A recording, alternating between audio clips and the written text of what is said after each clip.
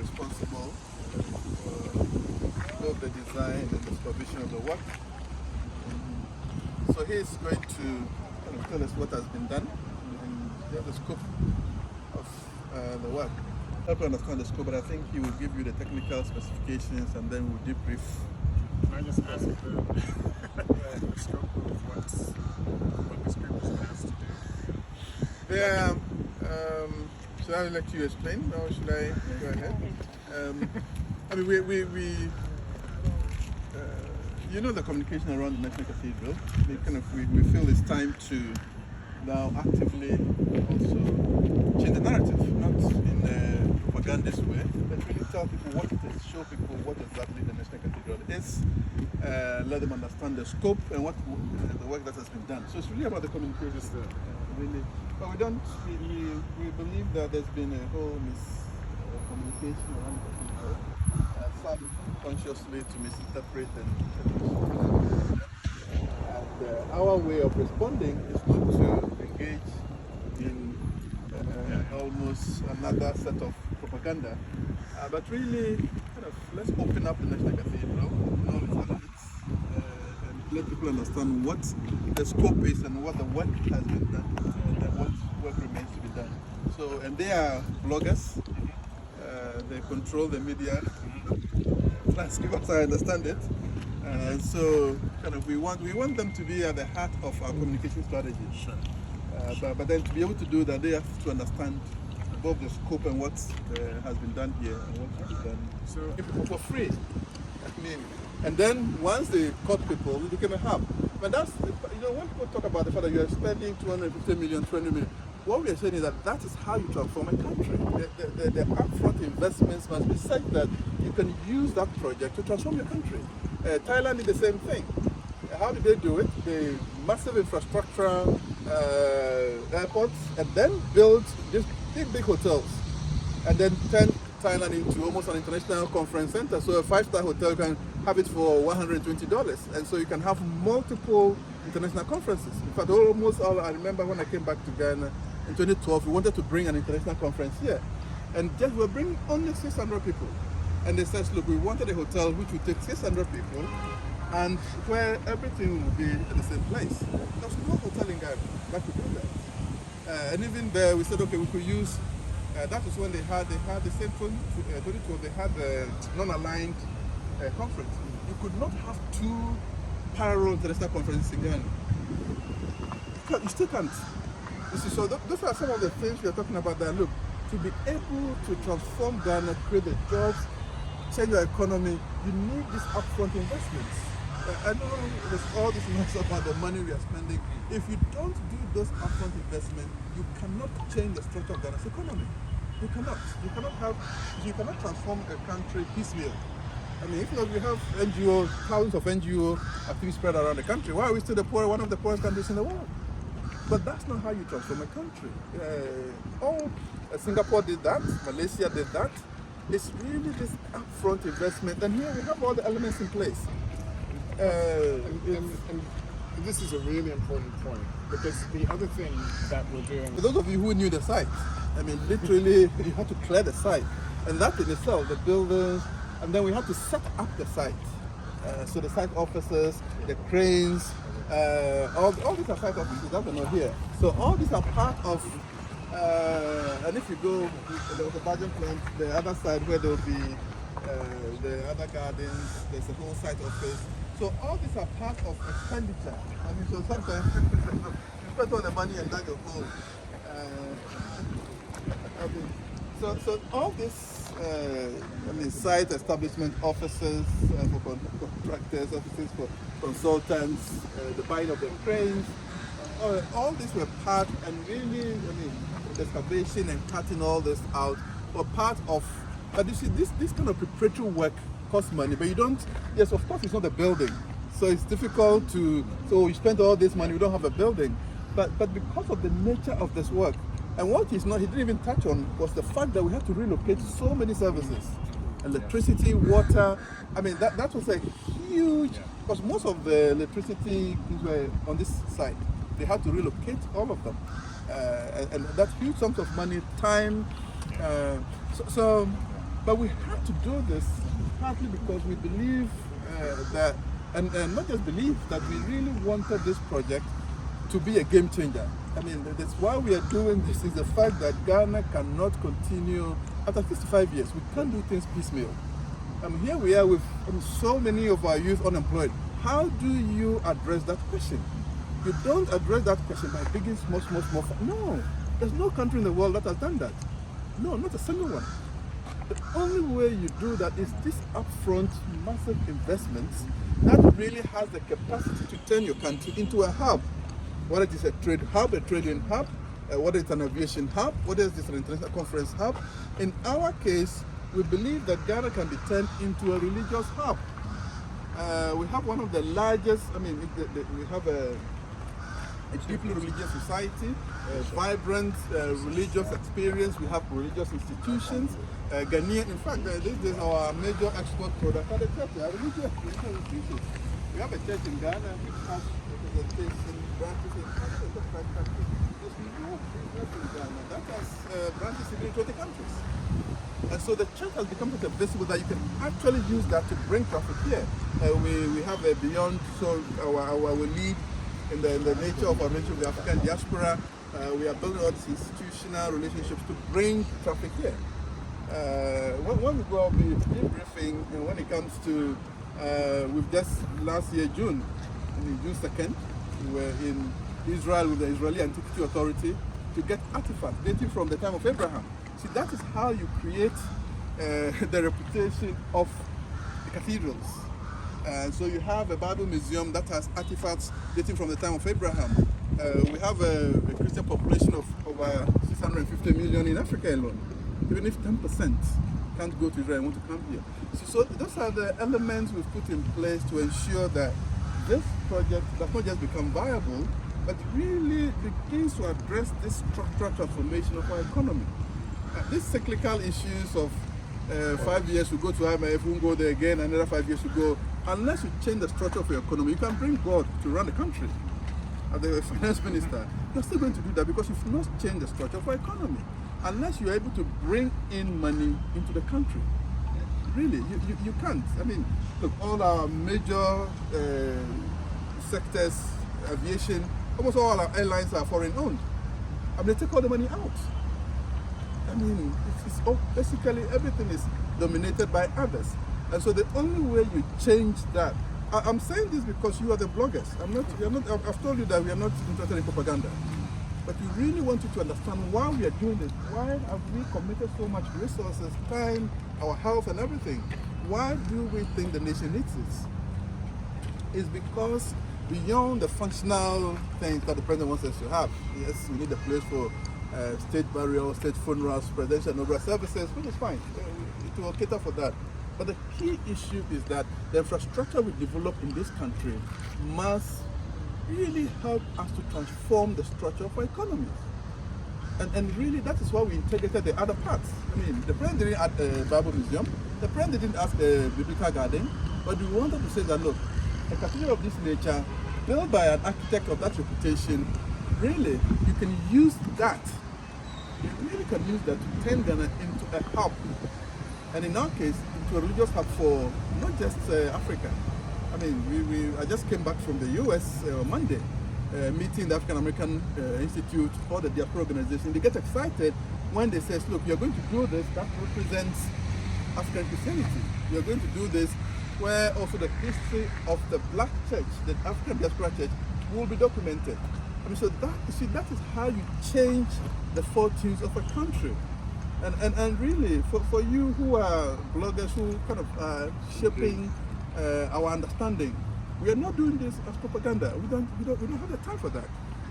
The energies we spend into this, we don't have the time for propaganda. We came into this because we believe that Ghana can easily, we can turn Ghana into a religious hub very, very easily. Very, very easily. But the upfront investments have to be done. You don't change. There's no country, and I've given examples. Dubai is there. It was a God-forsaken place. Thailand was, until all of a sudden they did all these investments, and now it's a hub for international conferences. How did I mean, in 65 when Singapore was being thrown out of Malaysia, Indonesia, they were nothing, basically, nothing. But they decided, look, we are going to transform ourselves into a financial hub. And that's what they did. And now we're talking of them as a first world country, from a third world to a first world country. The same thing for Dubai. We can easily transform Ghana into that. But the upfront investments must be done. I mean, it's so simple. That's how it is done. And we are committed, determined that, look, we are Ghanaians. We didn't come to Ghana just to play. We all left our professions, left our professorship to come back to Ghana, not to just sit and have conversations. We've seen how countries have developed. It's not magic. We can do the same thing for Ghana. And this is one of the key elements in this whole kind of our vision of transforming, or structurally transforming our country. And that's why we need you. Once again, we don't need you to do propaganda for us. We want you to come and see it, understand it, and report it. That's all. But really want you to understand that this was not, we are not doing this just as they say the president wants to use it politically. The man has finished his 2 terms. Yeah. He has. He doesn't need to be elected again. Yeah.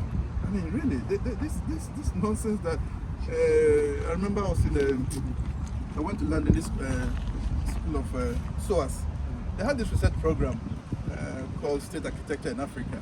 And I met the principal investigator. And the idea was that, well, we are building this. We need the cathedral to continue. I mean, really, let's tell you why we are building this. Don't sit there and tell us that African countries do these things to use religion to control people. No, that's not why we're doing this. That's not why we're doing this. We really, it's just simply. Right. So anyway, this is what it is. I mean, we can give you the details of what work has been done, what money has been spent. That's the data we can give you. And then if you have any other questions. But we really want you to understand why we are doing this. So why are we so insistent that the nation needs a national cathedral? This national cathedral. Not just a national cathedral, but this national cathedral designed by David Ajay, one of the leading architects in the world today. And really a revolutionary design which says, look, what we have designed is Christian as a hope for African Christianity. But that is what gives it its international reputation. That the design is a complete departure from the traditional cathedrals. And he's insisting that for the first time in history, there are more Christians in Africa than anywhere else in the world. This has never happened in history. And so this cathedral marks that moment in world history when there are more Christians in Africa than anywhere else. So it marks that moment. And where Christian expansion in the world is led by Africans. See, so this also celebrates, that's why we're saying that, look, we can use this to attract the world here. Because it marks this significant historical moment when the dynamics of Christianity has changed. With Africa now hosting the largest people, the Christians. And so really, it's all these elements that almost convince us that this has to be done. I mean, really, this has to be done, not because I want to say I build a national cathedral, I don't care. What I want is to be able to leave this world knowing that I've transformed this country. I mean, if he had to take something else to do this, I would have done it. But I was convinced that what we have not tapped into is our religiosity. The fact that we can actually turn Ghana into a religious hub. That is why we are doing this. And really, and I mean, we are almost about to get retired. You are the guys who are going to inherit this. No, I mean, really, you are the ones who are going to inherit this. And almost all the countries that have done, I mean, if you go to Abu Dhabi, the Grand Mosque. In fact, the contractor building this is the one who built the Grand Mosque in Abu Dhabi. I mean, so they understand, and if you go to Abu Dhabi, I don't know how many of you have gone there. It defines the skyline of Abu Dhabi. I mean, I went there for a tourist visit. I had not even come, that was February 2017. The president had not even talked about the cathedral. But I went there to visit it because it was a tourist site. I mean, so that's the kind of thing we're talking about. And these days, what really gives money to countries? I mean, Spain, what does it live off? tourism. Yeah. I mean, what Spain has nothing, really. It is tourism. That's really the major driver of Spain's economy is tourism. Caribbean, I mean, they've moved from being the third world to first world countries. How did they do it? Tourism. I mean, really. And it's not just, people don't just come, you have to do something. That's what attracts them. I mean, and in our case, for us, we almost, the African diaspora is almost our natural allies. And so we can use this to really minister to them in very, very interesting ways. I mean, I just last week, I was with one of the key leaders, TD Jakes, with the African American Museum. I mean, these are the leading institutions in the diaspora, and who are excited to link up with us. I mean, so with that, you begin to drive traffic here, and that's what we want to emphasize, that we are not leaving this to chance. We are not saying that build it and people will come. We don't believe that. We actually have integrated the elements that will drive the traffic here. We are not leaving anything to chance. So anyway, that's my... I want to, one thing that also keeps coming, I mean, follow people's feedback when you Right. speak about it. It's the location. Right. People were like, this was a busy place. They had things running. It's in the middle of the city. So what is the reason for choosing this particular place and not outside? Outside, yeah. You see, the great cathedrals, and particularly given what the president wanted, the great cathedrals have always served as the sites for the formal religious activities of state. So, presidential inaugural service in our case, coronations, the King Charles's coronation will be at the Westminster Abbey. So most of the great cathedrals, the national ones, are always situated by the centers of power, particularly Parliament. Yes. But all of them, because that's where the formal religious rights. And so the president gets sworn in Parliament, the transition here. Imagine if you're going to, after swearing him here, you're going to move the whole city. I mean, literally the traffic. So it's really it's the purpose that determined this location. But also, part of what hasn't been said is that there's a whole plan. I mean, there's a plan to really change. We don't have a parliament. I mean, that building is the State House. That's the banquet hall of the State House. It's not parliament.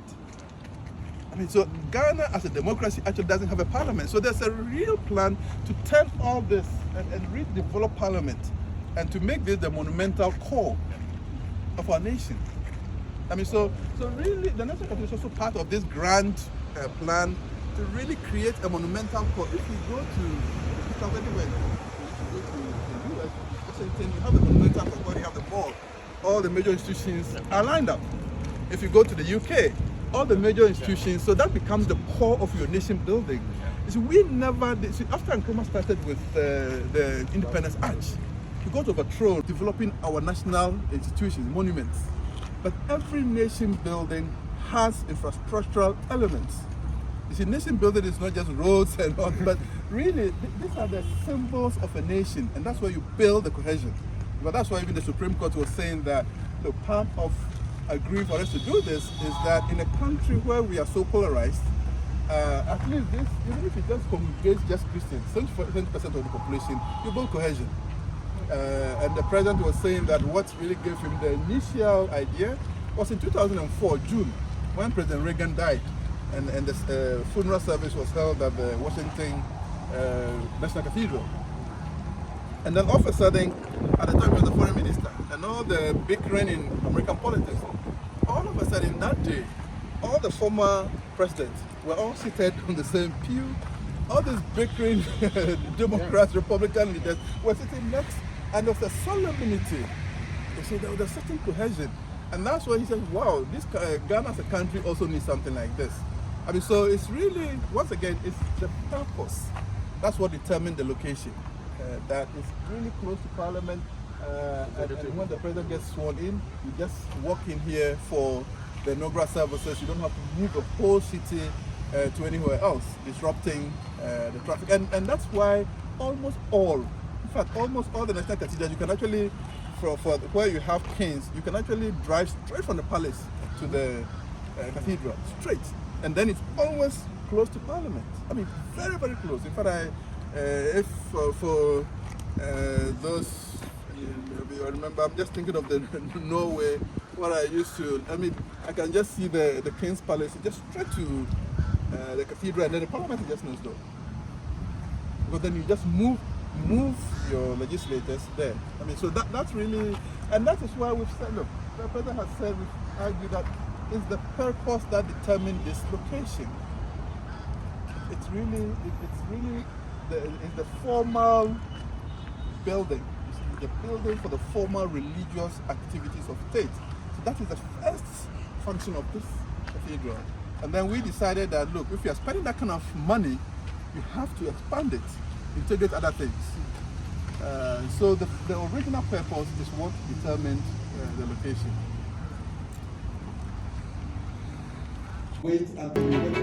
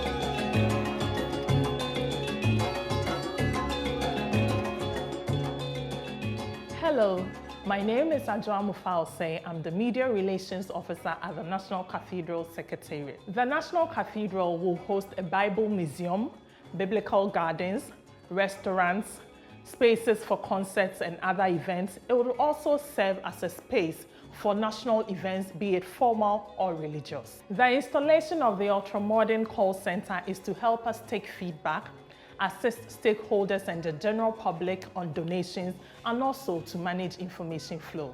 The National Cathedral Call Center is open. Lend your support by calling and donating now. Reach us on 030-7000-606, 030-7000-606. God bless you.